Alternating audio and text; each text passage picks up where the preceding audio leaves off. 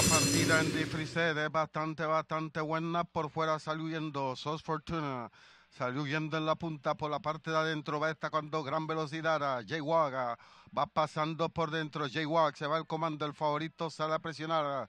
Covfefe sale a presionar en la segunda posición. En el tercer lugar, pues va quedando Nominal Madeline.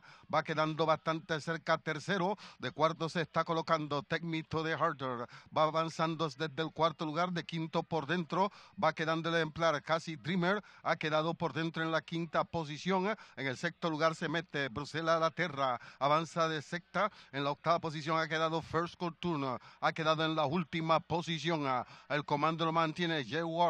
Mantiene la punta por cuerpo y medio. Segundo está corriendo Nona Madeline. En el tercer lugar por fuera viene avanzando Cofete. Viene avanzando Covfefe. Viene avanzando desde la tercera posición. De cuarto se acerca Soul Fortuna. Avanzando desde la cuarta posición. Acercándose a la recta final. El comando lo sigue defendiendo Jaywalk. Mantiene la punta por 3/4 de cuerpo por fuera. Va avanzando Covfefe. Va avanzando Raudo por fuera. Allá va Covfefe. Va presionando a Jaywalk, que va respondiendo por dentro. Jaywalk ha dominado el comando por un cuerpo claro. Covfefe sigue atacando por fuera. Jaywalk mantiene la punta, está botando. Jaywalk con Joel Rosario ha desprendido con 2-3 cuerpos. Covfefe en problema en el segundo lugar. El comando lo mantiene fácil. Jaywalk se está ganando difícil con Joel Rosario de punta a punta. Segundo se mete Blue Light Terre. Tercera está finalizando Casi Dreamer. De cuarto finaliza Covfefe.